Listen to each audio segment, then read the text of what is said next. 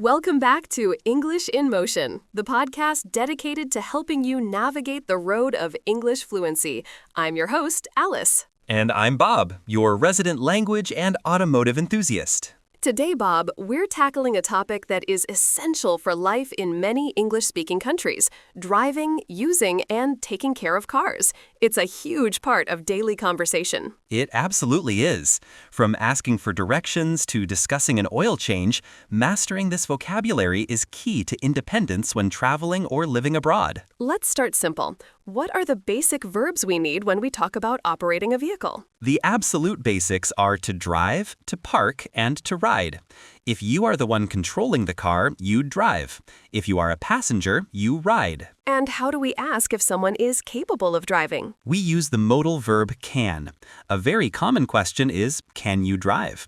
Or if you are lending someone your car, you might ask, are you licensed to drive? That brings up an important noun, license. We often say driver's license. What about speeding? That's a negative action. Exactly.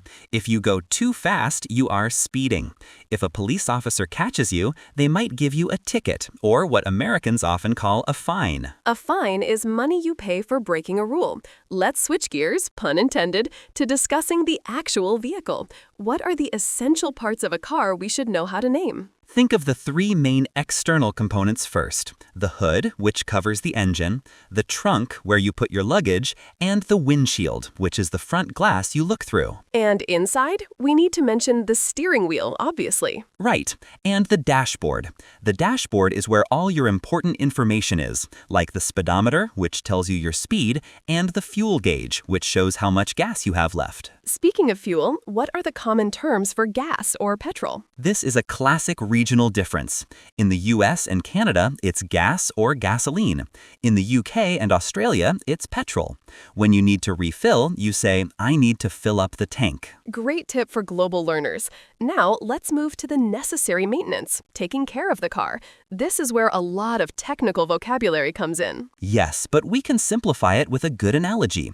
Think of your car like your body. It needs regular checkups. I like that. So what's the equivalent of a yearly physical? That would be the tune-up or a routine service. You take it to the mechanic, which is the car doctor.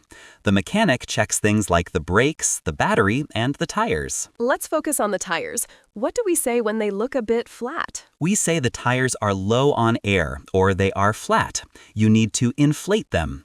If you're stuck on the side of the road because of a tire issue, you might have a flat tire and need to change it or call for roadside assistance. And what about the fluid that keeps the engine cool? That's the coolant, but the most commonly discussed fluid is the oil.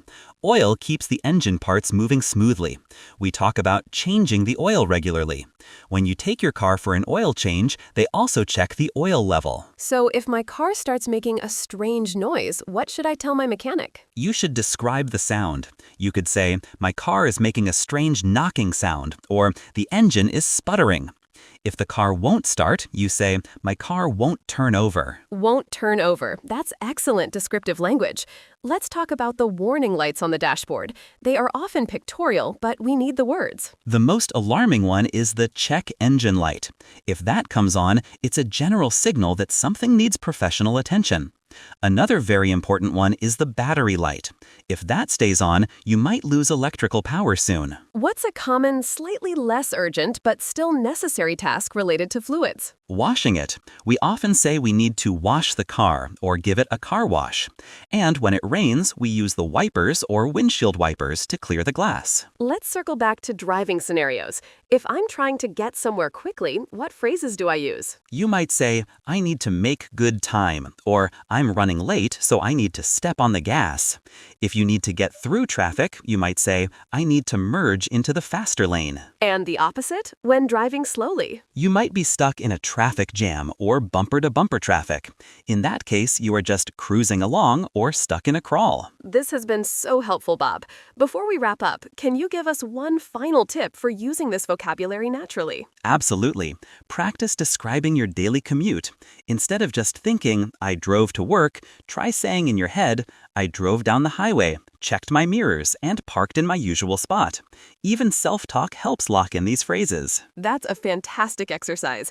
So to recap, we learned about operating verbs like drive and park, key parts like the hood and trunk, maintenance terms like oil change and flat tire, and situational phrases for traffic. Perfect summary, Alice. Keep practicing, and soon you'll be communicating like a native speaker on the road. Thank you so much, Bob, for sharing your expertise today on English in Motion. My pleasure.